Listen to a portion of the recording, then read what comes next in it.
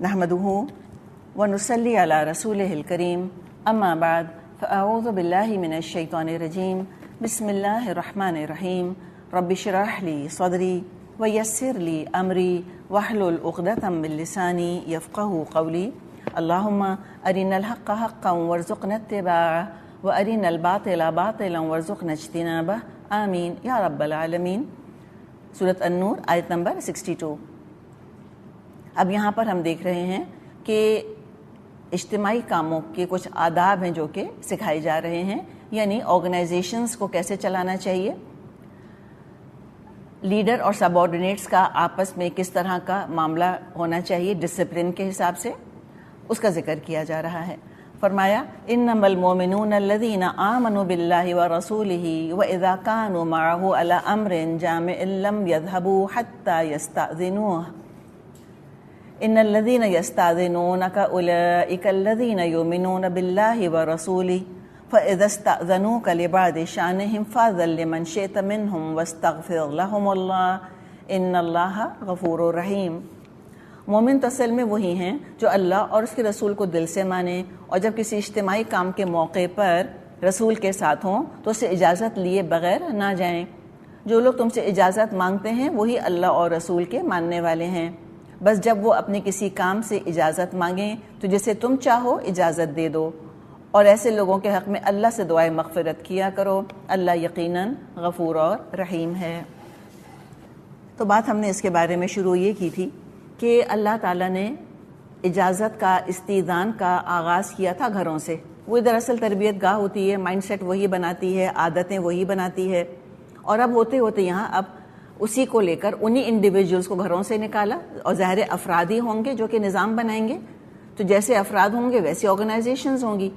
اگر افراد جو ہیں وہ منظم ہیں، وہ ڈسپلنڈ ہیں، کمٹمنٹ کا احساس ہے ان کے اندر، تو یقیناً پھر آرگنائزیشنز بھی بہت بہترین طریقے سے چلیں گی۔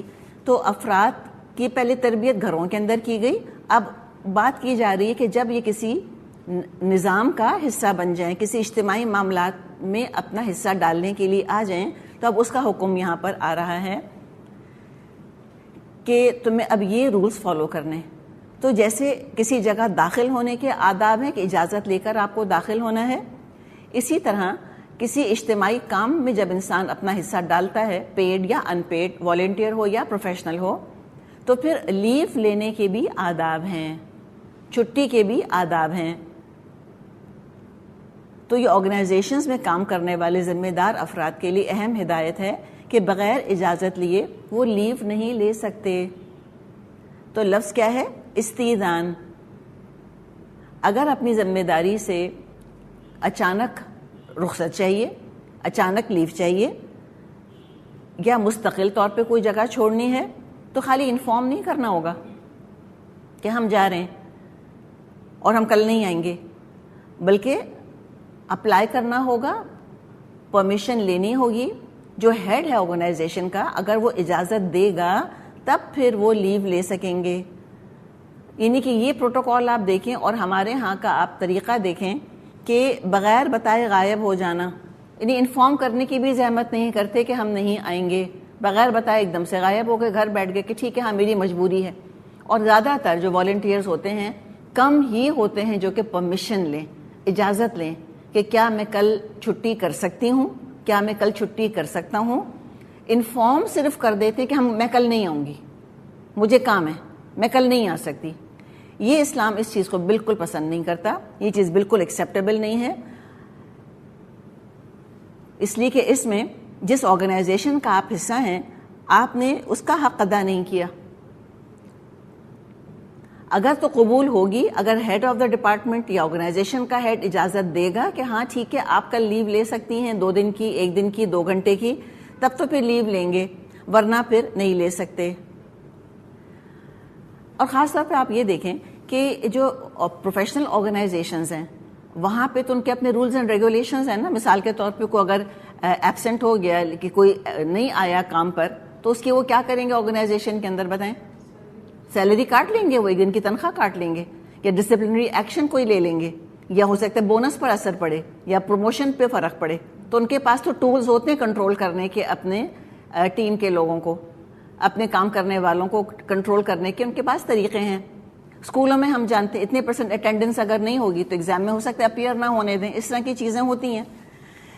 بات ساری یہ ہے کہ جو اپنے آپ کو والنٹیئر کر رہا ہے اور وہ اپنے آپ کو انصار اللہ کے طور پہ پیش کر رہا ہے, اس کو کس طرح ڈسپلن کریں گے؟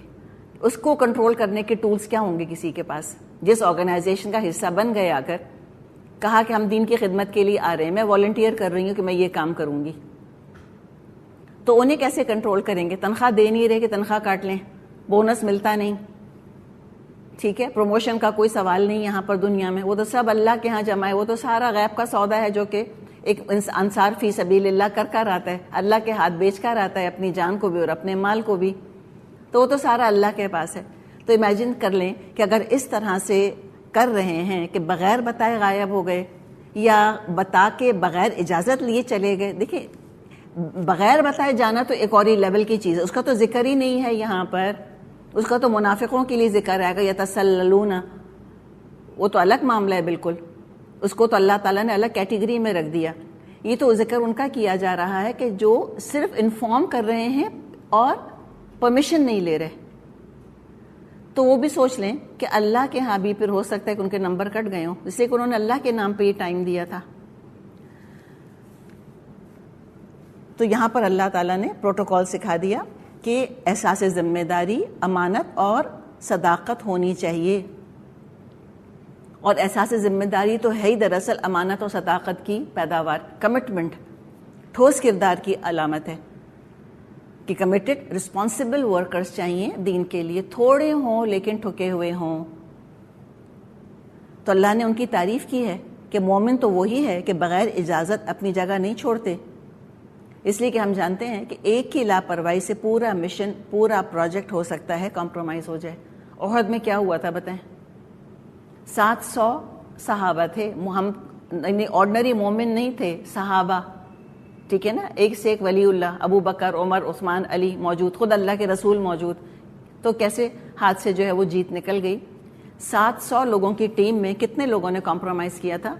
35, اونلی 35. 50 لوگوں کا دستہ رکھا تھا نا آپ صلی اللہ علیہ وسلم نے, 15 تو اپنی جگہ رہے تھے, 35 چلے گئے تھے. ان 35 کے جانے سے 15 کے 15 شہید ہوئے وہاں پر اپنی جگہ, وہ بھی شہید ہوئے, اور پھر جو ہوا وہ تو اس ہسٹری, ہمیں پتہ ہے کیا ہوا. تو یہ نہیں سوچنا چاہیے کہ صرف ایک ہی تو نہیں ہے یہاں پر, صرف میں ہی تو کام نہیں کر رہی, باقی تو سارے ہیں نا جو کر رہے ہیں. کیا پتہ وہ جو ایک ہے وہ بہت اہم ہو اور اس کے اپنی جگہ نہ ہونے کی وجہ سے سارا کام خطرے میں پڑ جائے, ناکام ہو جائے. اور خاص طور پہ جب دیکھیں دین کا کام ہو یا قومی سطح جس کو ہم کہتے ہیں نا اجتماعی کام ہو, تو یہاں آپ صلی اللہ علیہ وسلم سے خطاب کر کے فرمایا کہ جب آپ سے اجازت لیتے ہیں تو پھر آگے فرمایا کہ اب اے نبی صلی اللہ علیہ وسلم آپ کے ڈسکریشن کے اوپر ہے کہ آپ کس کو رخصت دیں اور کس کو نہ دیں. کیا پتہ 2 لوگوں نے لیو اپلیکیشن دی ہے, ایک کی قبول کر لی ایک کی نہیں کری, تو مجھے بتائیں اس میں کیا ہوگا؟ جس کی قبول کر لی کہ ہاں ٹھیک ہے تم چلے جاؤ, وہ تو خوش, اور جس کی نہیں کری وہ کہے گا یہ رشتہ دار ہوں گی, ان کی بہن ہوں گی, ان کی زیادہ پیاری ہیں یہ, ان کو زیادہ خیال ہے ان کا, ان کی طرفداری کرتی ہیں, اور پہلے بھی کرتی رہی ہیں, ہاں مجھے پتہ یہ ان کو بہت اچھی لگتی ہیں, بڑی سگی ہیں یہ ان کی. ہاں میرے ساتھ ان کا ایٹیٹیوڈ ہمیشہ ایسے ہی رہا ایڈمنسٹریشن کا, somehow I was always the آؤٹ کاسٹ, سب سے زیادہ میں کام کرتی ہوں اور سب سے زیادہ مجھے کو پکڑتے ہیں. ایک اور بات یہ بھی یاد رکھیں, جو جتنا زیادہ ذمہ دار ہوتا ہے اتنی ہی زیادہ پھر اس کے اوپر ذمہ داری ڈالی بھی جاتی ہے اور اتنا ہی زیادہ پھر اس کو سختی کے ساتھ بھی رکھا جاتا ہے, اور اس کو آنر کے طور پہ لینا چاہیے. الحمدللہ, یقیناً کسی نے کہا ہے نا کہ اس کو چھٹی نہ ملی جس نے سبق یاد کیا. مثال کے طور پہ سسرال کا معاملہ ہے, ٹھیک ہے, 2 بہویں ہیں, اب بہت کٹیس ہیں بہویں, بہت سویٹ ہیں بہویں, اپنی ذمہ داریاں پوری کرتی ہیں, چاہے وہ ان کی سوشل آبلیگیشنز ہوں یا مورل آبلیگیشنز ہوں یا دوسری کوئی ہوں, لیگل ہوں. تو گھروں کا معاملہ ہم کو پتہ ہے کہ سوشل اور مورل آبلیگیشن سے چلتا ہے. اب گھر میں مہمان آ رہے ہیں, دونوں بہوؤں نے ساس سے کہا جا کے کہ میں میکے جانا چاہتی ہوں. ایک بہو سے کہا کہ ہاں تم تو چلی جاؤ, دوسری سے کہا کہ تم تو جا ہی نہیں سکتی. کیا مطلب ہوا؟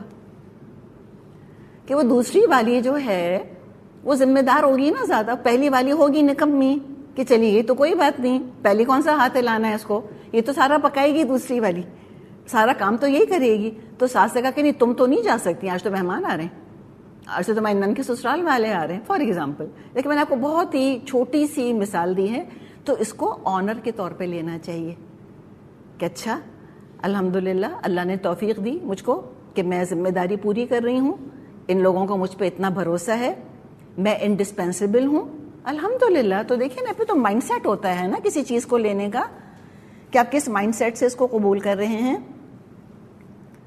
تو ان چیزوں کو پازیٹیو لیں. تو پھر یہ آپ صلی اللہ, یہاں پہ جب ہم آ کے دیکھتے ہیں تو پھر یہاں نبی اکرم صلی اللہ علیہ وسلم پر چھوڑ دیا گیا کہ آپ پہ ڈیپینڈ کرتا ہے آپ کس کی لیو کو قبول کریں, اپروو کریں اور کس کی نہ کریں. اچھا جناب, اب کیا کہا کہ جو اجازت مانگ رہے ہیں اور آپ نے جن کو اجازت دے دی تو کیا کریں ان کے لیے؟ وَاسْتَغْفِرْ لَهُمُ اللَّهُ, اللہ سے استغفار کریں ان کے لیے اے نبی صلی اللہ علیہ وسلم. یہ دیکھیں اللہ خوش نہیں ہے, اجازت مل گئی ہے, نبی کے ذریعے اجازت مل گئی ہے, لیکن پھر بھی ان کے لیے استغفار کرنی چاہیے. کیوں؟ کہ اپنی ذاتی ضرورت کو دین کے کام, دین کی ضرورت پر فوقیت کیوں دی. اچھا باقی مثالیں جو ڈسکس کی ہم نے جنیرک ڈسکس کی تھیں. آرگنائزیشنز ہیں چاہے ریلیجس یا سیکولر, یعنی کہ والنٹیئرس کی جماعت ہے ہم اس کی بات کر رہے ہیں, یا پیڈ امپلائیز ہیں, ان کا بھی ایٹیٹیوڈ یہی ہونا چاہیے. I don't care less attitude نہیں ہونا چاہیے کہ ٹھیک ہے کاٹتے ہیں تنخواہ کاٹ لیں, میں تو نہیں جا رہا آج. وہ تو ہم نے جنیرک باتیں کری, جنیرک لوگوں کی. یہ معاملہ پھر آپ دیکھیں یہ تو ہے دین کا معاملہ, اور دین میں یہاں پر کون ہے سربراہ جو خود بنفس نفیس موجود ہیں؟ اللہ کے رسول صلی اللہ علیہ وسلم. اور دین کے نفاذ کے مراحل ہیں جو کہ سامنے آ رہے ہیں. تو اس میں تو حد درجے کا نظم اور ضبط اور ڈسپلن درکار تھا. تو اس موقع پہ اپنی ذاتی ضرورت کو دین کے کام, دین کی ضرورت پر فوقیت کیسے کوئی دے سکتا تھا؟ گنجائش ہی نہیں تھی. اپنی زندگیوں کو تو بہت پیچھے ڈالنا ہے. یاد رکھ لیں پھر وہ سورہ توبہ کی آیت 24, قُلْ إِنْ كَانَ آبَاؤُكُمْ وَأَبْنَاؤُكُمْ والی آیت, کہ نہیں ان سب محبتوں کو سیکنڈری رکھنا ہے, اپنی ضرورتوں کو پیچھے رکھنا ہے اور تمہیں دین کے کام کو آگے رکھنا ہے. تو وہ ایک اسپیشل کیس یہاں پر بتایا, اور پھر اس کو جیسے ہم اپلائی کریں کہ ادارے اسی طرح منظم ہوتے ہیں, کام بہترین طریقے سے ہوتا ہے, ٹارگیٹس اچیو ہوتے ہیں, کوالٹی آتی ہے, ترقی آتی ہے. تو ہم دنیا میں تو پھر بھی کر لیتے ہیں یہ سب کچھ, دین کے کام میں آج بھی آپ دیکھیں ہمارا کتنا ڈھیلا ڈھالا ایٹیٹیوڈ ہے. ہم فرسٹ ورلڈ کنٹریز میں بڑا ایڈمائر کرتے ہیں کہ لوگ بڑے کانشینشیس ہیں, بڑے ہارڈ ورکنگ ہیں, بڑے ڈسپلنڈ ہیں. 8 بجے کا مطلب 8 بجے ہم کہتے ہیں نا, ہم کتنا خوش ہوتے ہیں. اور ترقی ایسی تو نہیں مل گئی ان قوموں کو پلیٹ پہ رکھ کے تو آفر نہیں ہو گئی ان کو, کوئی خوبیاں ہیں ان کے اندر تب وہ سپر پاور بنے ہوئے. اور کیا خوبیاں ہیں؟ سب سے بڑی بات sense of commitment, sense of responsibility, dedicated ہیں, ڈسپلنڈ قومیں ہیں, اور ڈسپلنڈ قومیں ہی ترقی کرتی ہیں. تو ہم جس چیز کی وہاں تعریف کرتے ہیں, لیکن جب دین میں اس کو اپلائی کیا جاتا ہے تو ہم اپسیٹ ہو جاتے ہیں. ہم کہتے ہیں دین میں تو بھئی نرمی ہونی چاہیے, عجیب انسٹیٹیوٹ ہے, 9 بجے کے بعد آئے تو لیٹ, یہ نہیں کیا تو لیٹ, اور فلاں چیز ہو گئی تو ایکسیپٹ نہیں کر رہے. نہیں ایسا تو نہیں ہونا چاہیے, ہماری مرضی, ہم جب آئیں ہم جب چلے جائیں. اور کیوں؟ اچھا یہ ایٹیٹیوڈ کیوں ہے؟ ایک احسان مندی کا ایٹیٹیوڈ کہ ہم آئی گئے تو بڑی بات ہے, باقی تو کوئی آتا بھی نہیں. تو آگے سورہ حجرات میں ہم پڑھ لیں گے کہ اللہ تعالیٰ نے کہا کہ اللہ پر تم احسان نہ جتاؤ اسلام کا. اللہ کا احسان تمہارے اوپر کہ اس نے تم کو ہدایت دے دی اسلام کی طرف. اللہ نے ہدایت دی تم کو, اس کا شکر ادا کرو اللہ کا, اور قدر کرو اس نعمت کی جو تمہارے پاس ہے. تو یہ ہم معاملہ یہ دیکھ رہے ہوتے ہیں کہ جب ہم دین کا کام ڈسپلنڈ طریقے سے, منظم طریقے سے, آرگنائز طریقے سے کرنا چاہتے ہیں تو اس پر پھر لوگوں کی طرف سے بیک لیش آتا ہے کہ ہمیں آپ کنسیشنز دیں, ہمیں ایکسیپشن کے طور پہ ٹریٹ کریں, باقی لوگوں پہ رول اپلائی ہو رہا ہے, میرے اوپر نہیں, میری یہ مجبوری, میری وہ مجبوری. اور ہم اس کو کہتے ہیں کہ بڑی سختی ہے ان لوگوں کے یہاں, اس سختی کی وجہ سے لوگ بھاگ جاتے ہیں. تو کوئی بات نہیں, جو کمزور ہیں, جن میں کوئی ڈسپلن نہیں ہے, کمٹمنٹ نہیں ہے, بہتر ہے نہ ہو. ہم کیا چاہتے ہیں کہ ایک ہو لیکن قابل بھروسہ ہو, مثال کے طور پہ آپ دیکھیں آپ کے پاس کریٹ آتا ہے پورا مالٹوں کا یا آم کا یا سیب کا, ٹھیک ہے نا, آ گیا 5 کلو آ گئے, اور 5 کلو کے 5 کلو سڑے میں, فائدہ یوز لیس ہے نا, فائدہ کیا ہوا, وہ تو کسی کام کے ہی نہیں ہے. اور 2 بھی ہیں اور فریش ہیں اور تازہ ہیں, بالکل بے داغ ہیں بالکل, تو زیادہ اچھے نہیں ہیں. کون اب میں سے سڑا ہوا کریٹ لینا چاہے گا ان 2 ہیلدی اور تازے اور اچھے سیبوں یا آموں یا مالٹوں کے مقابلے میں؟ کوئی بھی ایسا نہیں ہوگا. تو it's not the quantity, it's the quality. Quality کیا ہے مومن کی, وہ دیکھی جاتی ہے, اور کام کرنے والوں کی کوالٹی. پیڈ پروفیشنلز اپنی جگہ ہوتے ہیں, لیکن والنٹیئرز پہ بڑی زبردست ذمہ داری ہے. دیکھیں اسی کہ ان کا بہرحال درجہ بڑا بلند ہے, وہ بالکل بے غرض ہو کر آ رہے ہیں, اور ان کا پھر زیادہ معاملہ سخت اللہ کے ساتھ ہے. جو پیڈ پروفیشنلز ہیں ان کا معاملہ تو پھر دنیا کے ایڈمنسٹریشن کے ساتھ ہے. والنٹیئر کا معاملہ تو ڈائریکٹ اللہ کے ساتھ ہے, وہ تو ڈائریکٹ اللہ کے امپلائی ہیں.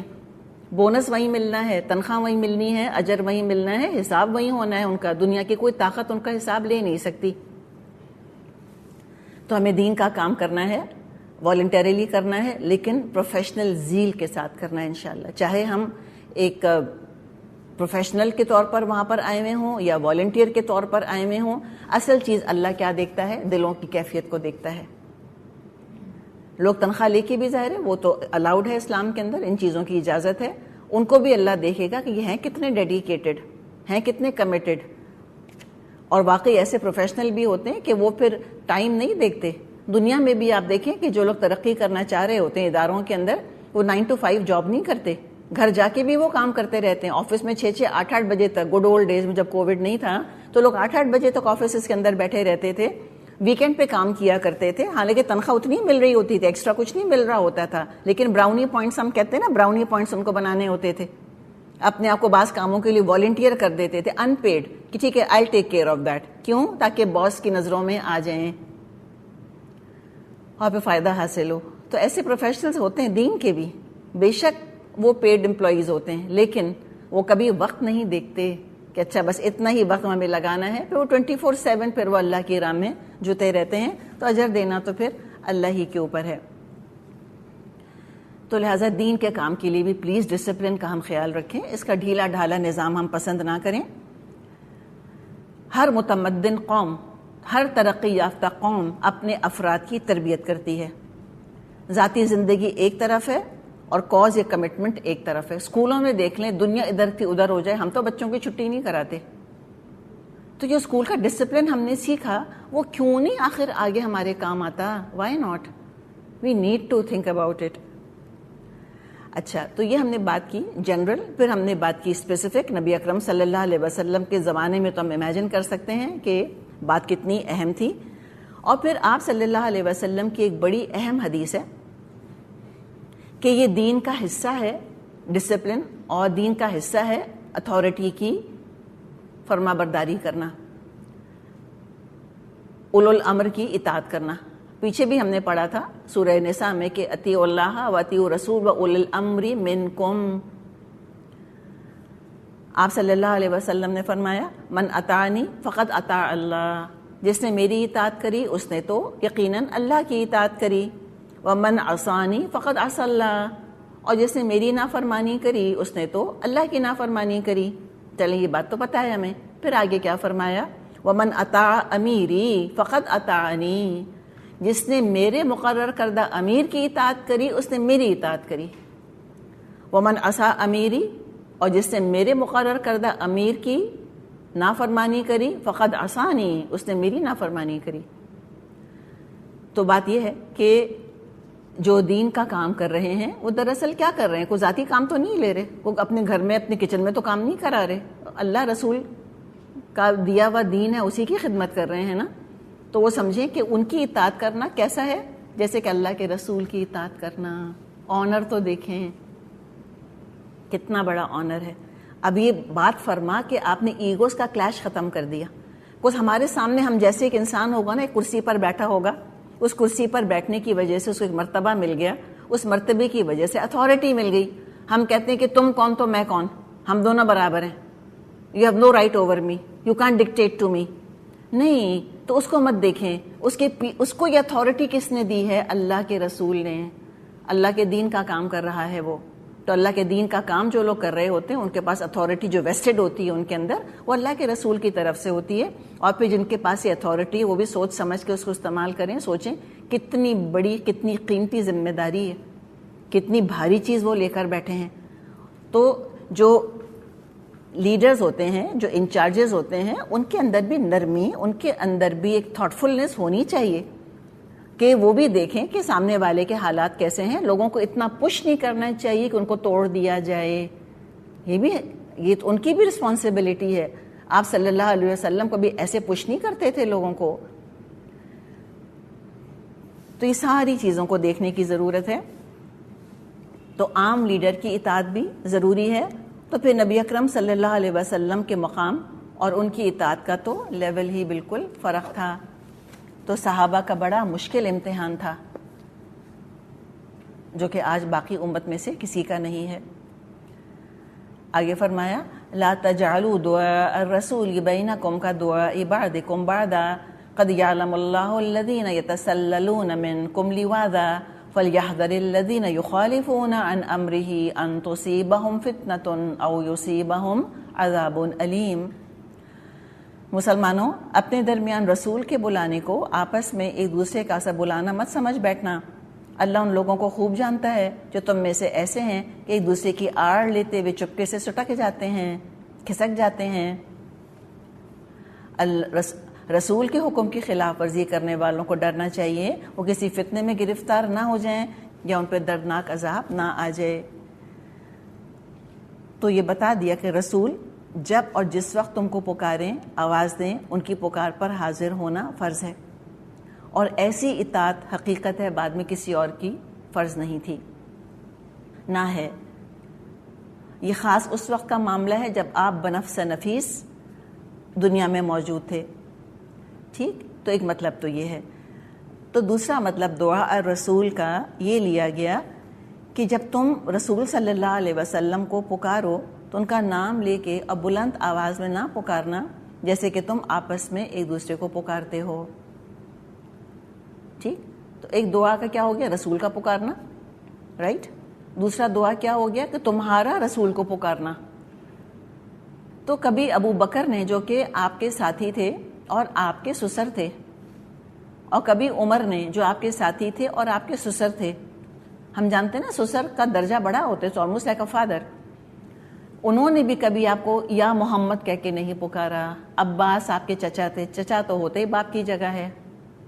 عباس نے کبھی آپ کو او محمد کہہ کے نہیں پکارا.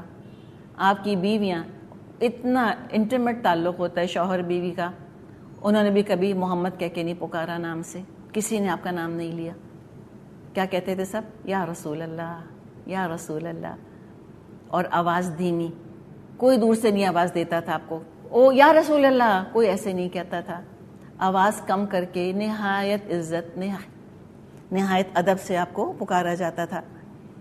تو یہ مطلب اس کا ایک ہوا کہ اس طرح سے نہ ایک دوسرے کو پکارو جیسے تم ایک دوسرے کو بلاتے یا پکارتے ہو. وہ ایٹیٹیوڈ نہیں ہونا چاہیے، وہ انداز نہیں ہونا چاہیے. تو یہ بھی ایک مطلب لیا گیا کہ دعا رسول، لٹرلی دعا رسول، کہ رسول جو دعا دیتے ہیں اس کو ایسا نہ سمجھو جیسے تمہارا آپس میں ایک دوسرے کو دعا دینا. اور آپ صلی اللہ علیہ وسلم نے بہت سے موقعوں پر کچھ خاص کیٹیگریز کے لوگوں کو دعائیں دی ہیں. ایک آپ نے دعا کس کو دی کہ جو حدیثوں کو یاد کرے اور حدیث کو آگے پہنچا دے. تو آپ نے کیا دعا دی تھی؟ نضر اللہ امرأن، اللہ تر و تازہ رکھے اس کو، سمع منا شیئا فبلغہ کما سمعہ، ہم سے کوئی بات سنے اور اس کو من و عن آگے پہنچا دے. تو آپ نے تر و تازگی کی دعا دی. کتنے ہی صحابہ کو آپ نے دعائیں دیں اور وہ دعائیں آپ کی پوری ہوئیں.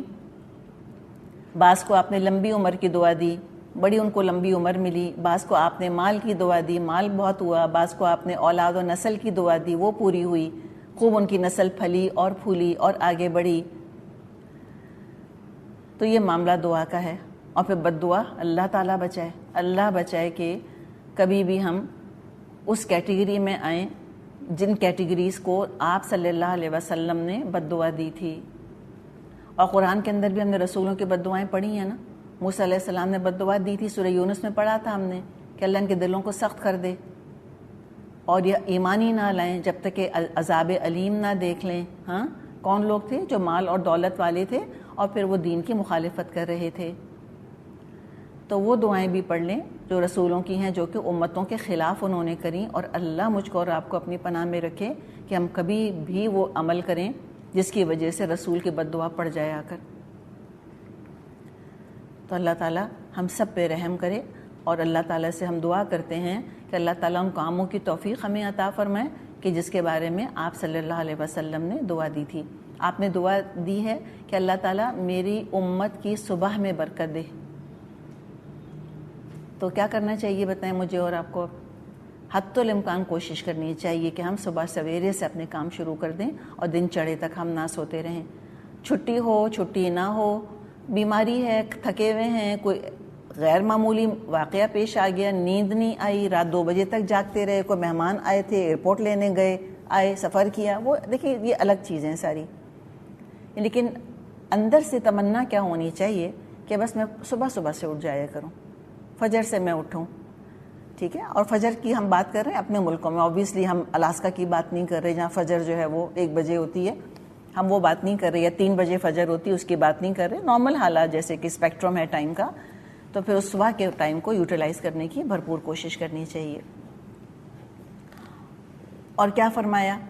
اور اللہ تعالیٰ نے پھر یہاں یہ بھی فرمایا کہ دیکھو، خبردار کر دیا کہ یہ منافقوں کی عادت ہے کہ چپکے سے مجلس سے اٹھ کر چلے جاتے ہیں. کیوں چلے جایا کرتے تھے؟ تاکہ ان پر کوئی ذمہ داری نہ آئے. جب بعد میں لوگ برا بھلا کہتے تھے ان کو تو بہانے بنایا کرتے تھے کہ ہم تو وہاں موجود ہی نہیں تھے، ہمیں کیا پتہ کیا ذمہ داری ملنی تھی، ہمیں کیا پتہ کس چیز کا حکم دیا گیا. تو خبردار کر دیا کہ رسول صلی اللہ علیہ وسلم کی نافرمانی کر کے اگر تم اے منافقو اپنے معاملات سنوارنا چاہتے ہو تو کبھی کامیاب نہیں ہوگے. اپنے آپ کو جس مشکل سے بچانے کے لیے رسول کی تم نافرمانی کر رہے ہو سکتا ہے اللہ اس سے بڑی مصیبت میں تم کو مبتلا کر دے، ساتھی ایمان بھی فتنے میں پڑ جائے. اس لیے مدبر الامر تو اللہ تعالیٰ ہے نا، فیصلے تو اللہ کے اختیار میں ہیں. تو دین کو بیک برنر پہ رکھ کے اور دین کو کمپرومائز کر کے اور اس کو لو پرائرٹی دے کے تم نے اپنے آپ کو ہائی پرائرٹی پہ رکھا. تمہارا اپنا کام، تمہاری پرسنل زندگی ارجنٹ اور امپورٹنٹ Q1، اور اللہ تعالیٰ کا کام اور دین کا کام وہ بالکل نہ ارجنٹ اور نہ امپورٹنٹ. تو پھر اللہ تعالیٰ نے ڈرا دیا کہ فَلْيَحْذَرِ الَّذِينَ يُخَالِفُونَ عَنْ أَمْرِهِ، تو ذرا خبردار ہو جائیں وہ لوگ جو کہ رسول کی ضمیر جاری نبی اکرم صلی اللہ علیہ وسلم کی طرف، کہ جو رسول صلی اللہ علیہ وسلم کے حکم کی نافرمانی کرتے ہیں، ان تصیبہم فتنہ نہ آ جائے ان کے اوپر، دین فتنے میں نہ پڑ جائے، اور یصیبہم عذاب علیم، یا کوئی دردناک عذاب نہ آ جائے، اور کیا کوئی ذاتی آزمائش بھی فتنہ بن کر نہ آ جائے، کوئی بیماری، کوئی دکھ. جس چیز کو حاصل کرنے کا ذمہ دار اپنے آپ کو سمجھ رہے ہیں، یاد رکھیں اللہ کے اختیار میں ہے سب کچھ. اللہ آگاہ ہو جاؤ، ان للہ ما فی السماوات والارض، آسمانوں اور زمین میں جو کچھ ہے اللہ کا ہے. خبردار رہو، جو آسمان اور زمین میں ہے وہ اللہ کا ہے. قد یعلم ما انتم علیہ، تم جس روش پر بھی ہو اللہ اس کو جانتا ہے. ویوم یرجعون الیہ، جس روز تم اس کی طرف پلٹو گے، فینبئہم بما عملوا، وہ تم کو بتا دے گا تم کیا کر کر آئے. واللہ بکل شیء علیم، اور اللہ ہر چیز کا علم رکھتا ہے. ہر نفع کا نقصان کا اختیار اللہ کے پاس ہے. اور یہ ہم یاد رکھیں کہ اللہ رسول کی نافرمانی کر کے اپنے لیے کوئی خیر حاصل نہیں کر سکتے. سورہ نور نے بتا دیا، یقین نہ آیا آج کے حالات دیکھ لیں اور پھر سورہ نور کو تدبر کے ساتھ پڑھیں اور ڈسکس کریں بیٹھ کے آپس میں دوسرے کے ساتھ کہ اللہ کی نافرمانی کر کے اس سورہ نور کو پیٹھوں کے پیچھے پھینک کے اس کے احکامات کے خلاف محاذ آرائی کر کے مجھے بتائیں کہ کیا حاصل کر لیا، کیا جذباتی صحت مل گئی، کیا شادی کا ادارہ محفوظ ہو گیا، کیا بچوں کو فائدہ ہوا، کیا عورتوں کا استحصال اور ظلم ختم ہو گیا. باتیں تو بہت کرتے ہیں، نظام کدھر ہے بھائی؟ آج تک تو کامیاب ہوئے نہیں. اللہ نے چیلنج کیا ہے نا کہ وَإِن كُنتُمْ فِي رَيْبٍ مِّمَّا نَزَّلْنَا عَلَىٰ عَبْدِنَا، اگر تمہیں شک ہے ان باتوں کے بارے میں، ان احکامات کے بارے میں، اس کلام کے بارے میں جو ہم اپنے بندے پر ہم نے نازل کیا. فَأْتُوا بِسُورَةٍ مِّن مِّثْلِهِ، تو لے آؤ ایک صورت اس جیسی. یہ چیلنج ہے کھلا کہ تم کو آج پرابلم ہے نا عورتوں کی عزت کا، بچوں کی عزت کا، اور پورنوگرافی کا، اور پیڈوفیلیا کا، اور ایکسپلائٹیشن کا، اور ان سب چیزوں کا، اور سیکس سلیوری کا، اور ہراسمنٹ کا، ملیسٹیشن کا، اور گینگ ریپ کا، اور ڈیٹ ریپ کا. تو تم لے آؤ. اگر تمہیں حل چاہیے تو تم سورہ نور جیسی صورت بنا کر لے آؤ جو حل نکال کر لے آئے. وَدْعُوا مَنِ اسْتَطَعْتُم مِّن دُونِ اللَّهِ إِن كُنتُم صَادِقِينَ، اور بلا کر لے آؤ اللہ کے علاوہ جس کو تم چاہتے ہو بلا لو. وَدْعُوا شُهَدَاءَكُم مِّن دُونِ اللَّهِ إِن كُنتُم صَادِقِينَ، اپنے سارے مددگاروں کو بلا لاؤ، سارے سائیکیٹرسٹ کو لے آؤ، سارے تم اپنے ایکسپرٹس کو جمع کر لو، سارے سوسیولوجسٹ کو تم لے آؤ، پارلیمنٹ میں تم نظام بناؤ، ریگولیشنز پاس کرواؤ، بلز پاس کرواؤ، لے آؤ اس جیسی صورت بنا کے، سب کو لے آؤ تم. لیکن تو اللہ نے کہا کہ تم کر نہیں سکو گے. فَإِن لَّمْ تَفْعَلُوا، اور اگر تم نے نہ کیا، اگر تم اس مسئلے کے حل کے لیے سورہ نور جیسا نظام بنا کر نہ لا سکے، اور اللہ نے پر چیلنج کیا وَلَن تَفْعَلُوا، ہرگز نہیں کر سکو گے، نیور. اللہ کے دیے ہوئے نظام سے بڑھ کے کوئی نظام تمہارے مسائل کو حل نہیں کرے گا، تمہاری عزتوں کا محافظ نہیں بنے گا. تحفظ نسل اور تحفظ عزت اللہ کے کلام، اللہ کے دیے ہوئے نظام کے علاوہ اور کہیں ہے نہیں. وَلَن تَفْعَلُوا، ہرگز تم اس کے مقابلے کی، سورہ نور کے مقابلے کی صورت لا نہیں سکو گے. تو پھر تیار ہو جاؤ کہ نہ تم نظام لا سکے، نہ تم دنیا کو ظلم سے بچا سکے، نہ تم نے اللہ کے دیے ہوئے نظام پر بھروسہ کیا، نہ تم نے اس اسلامک ماڈل کو امپلیمنٹ کرنا چاہا. تو پھر دیکھ لو. فَاتَّقُوا النَّارَ الَّتِي وَقُودُهَا النَّاسُ وَالْحِجَارَةُ أُعِدَّتْ لِلْكَافِرِينَ، تو پھر ڈرو اس آگ سے جس کا کہ ایندھن ہوں گے انسان اور پتھر. کہ تم نے کیوں نہیں پھر اللہ کے نظام پر غور و فکر کیا، تم نے کیوں نہیں اس کے نفاذ کی کوشش کی اور محنت کری، بتاؤ ذرا. تو اللہ سب کچھ جانتا ہے. اللہ کی نافرمانی کر کے کوئی خیر حاصل نہیں کر سکتا. عارضی طور پہ ذرا سا خیر، پارشل بینیفٹ کہیں مل سکتا ہے، اور اللہ کے احکامات کو توڑ کے کفر کر کے یقیناً کچھ نہ کچھ فائدہ ملتا ہے انسان کو. یقیناً ہم آگے سورہ زمر میں پڑھیں گے، اللہ تعالیٰ کہے گا لوگوں سے تمتع بکفرک، فائدہ اٹھا لے اپنے کفر سے. تو ہے کوئی نہ کوئی فائدہ، یقیناً کہیں نہ کہیں پاکٹس میں تھوڑا بہت کوئی نہ کوئی لٹل بٹ فائدہ کہیں نہ کہیں ملا ہے. لیکن اوور آل کیا امپیکٹ ہے اس کا؟ What's the overall gain? Net result کیا نکلا؟ گین کے لاس ہی نکلا ہے ان دی اینڈ. گین تو کچھ نہیں ہوا. اللہ تعالیٰ نے تو شراب اور جوئے کے بارے میں بھی فرما دیا کہ ان میں بھی کوئی نہ کوئی فائدہ تو ہے، لیکن کیا کہا؟ اثمہما اکبر من نفعہما، ان کا نقصان ان کے فائدے سے بہت زیادہ ہے. تو سورہ نور کو پرے پھینک کر اللہ تعالیٰ کے احکامات کو رد کر کے کچھ نہ کچھ ہو سکتا ہے، کہیں کوئی نہ کوئی پارشل بینیفٹ مل گیا ہو عورتوں کو یا مردوں کو یا کچھ نہ کچھ واٹ ایور، لیکن اس نقصان کے مقابلے میں اس کی کوئی ویلیو نہیں ہے کہ جس سے اس وقت انسانیت دو چار ہے. جو کہ کرائسس ہمارے پاس اس وقت آیا ہوا ہے، اس کا علاج یہیں پر ہے. اللہ ہمیں قدر کرنے کی توفیق عطا فرمائے. تو مومنوں کا ولی اللہ ہے، جو جتنی فرما برداری کرے گا اللہ اس سے اتنا ہی خوش ہوگا، اور پھر اللہ اس کو نعمتوں بھری جنت دے گا. اللہ تعالی ہمیں اللہ کے کلام کی قدر کرنے والا بنائے. سچا مومن ایسا ہی ہوتا ہے. تو ہم نے دیکھا کہ سورت کے شروع میں قرآن کا آسمان سے اللہ کی طرف سے نازل ہونے کا ذکر تھا، اور آخر میں کیا ہے کہ جہاں سے یہ کلام نازل ہوا ہے اللہ کی طرف سے، وَيَوْمَ يُرْجَعُونَ إِلَيْهِ، تو تم اے انسانو تم بھی لوٹ کے اللہ ہی کے پاس جاؤ گے، اور پھر يُنَبِّئُكُم بِمَا عَمِلُوا، وہ تم کو آگاہ کر دے گا تم کیا کرتے رہے. تم کو معیار دے دیا، فرقان دے دیا، کسوٹی دے دی، اسی پر جج کیے جاؤ گے کہ اس کے مطابق کام کیا تھا یا نہیں کیا تھا.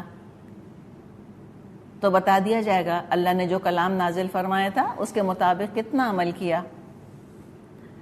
کہیں جاپنیز ماڈل نافذ کرتے ہیں، کہیں امریکن ماڈل نافذ کرتے ہیں، تو کہیں اسلامک ماڈل بھی تو نافذ کر کے دیکھیں. اور ہم نے بات کی کہ اسلامک ماڈل کے لیے نہ ہم سعودی عرب کو دیکھیں گے، نہ افغانستان کو دیکھیں گے، نہ پاکستان کو دیکھیں گے، ہم تو مدینہ کو دیکھیں گے، اور اس کو ہم 1450 سال کے بعد اب نفاذ کی کوششیں کریں گے کہ ہم اس کو اب کس طرح سے ہم ریپلیکیٹ کر سکتے ہیں، کیا تبدیلیاں آ گئی ہیں، کیا چیزیں تھوڑی بہت ٹویک کرنے کی ضرورت ہے، کیسے ان کو موجودہ حالات میں ہم نافذ کر سکتے ہیں۔ اگر تو قرآن 1450 سال پہلے کے لیے آیا ہوتا تو اللہ تعالیٰ اس کے بعد ایک اور رسول، ایک اور کتاب، ایک اور شریعت نازل کر دیتا۔ جب اللہ نے فرمایا ہے کہ یہ تا قیام قیامت آیا ہے، انا نحن نزلنا الذکر و انا لہ لحافظون، ہم نے نازل کیا، ہم حفاظت کریں گے، تو قرآن کی حفاظت کا کیا مطلب؟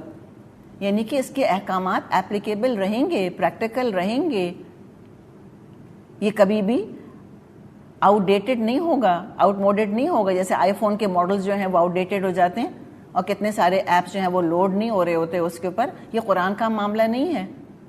یہ ہر زمانے کے حساب سے ان لوگوں کے لیے ہدایت کا مینار بنا رہے گا۔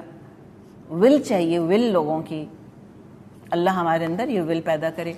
پھر ہم نے یہ بھی دیکھا کہ آغاز میں حد کی سزا کا ذکر تھا، آخر میں بتا دیا جو رسول کی اور اللہ کی، جو اللہ اور رسول کی مخالفت کرے گا اس کے لیے پھر دردناک سزا ہے۔ اللہ تعالی ہم سب کو اپنی پناہ میں رکھے۔